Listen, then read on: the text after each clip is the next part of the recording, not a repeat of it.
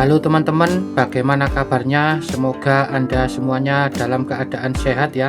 Nah, di video kali ini aku akan sharing ini pegadaian tabungan emas ya. Saya sudah mulai menabung emas, meskipun gaji kecil itu kita bisa berinvestasi ya.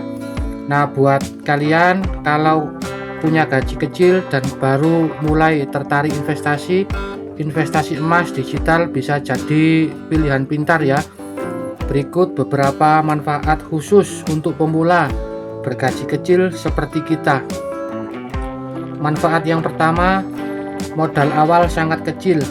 Emas digital memungkinkan beli emas dalam jumlah kecil ya, bahkan dari nominal kecil seperti Rp10.000 atau setara gram kecil.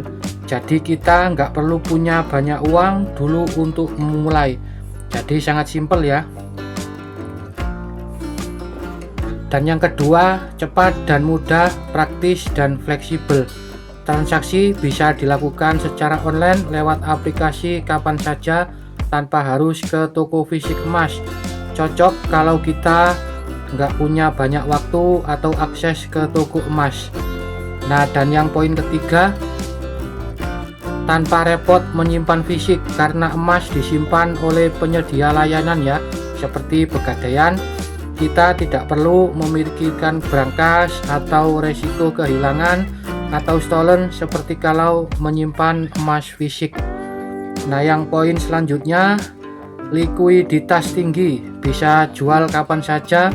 Jika tiba-tiba kita butuh uang darurat, kita bisa menjual emas digital dengan cepat melalui aplikasi Pegadaian. Jadi ini bisa jadi semacam tabungan darurat plus investasi. Poin selanjutnya, melindungi nilai kekayaan terhadap inflasi, fluktuasi nilai uang. Emas termasuk melalui bentuk digital sering dianggap sebagai aset safe haven. Ketika mata uang atau ekonomi tertekan, nilai emas cenderung lebih stabil. Ini membantu menjaga daya beli, terutama kalau kita rutin menabung sedikit demi sedikit. Poin selanjutnya, mudah untuk disiplin menabung jangka panjang karena modalnya ringan dan fleksibel.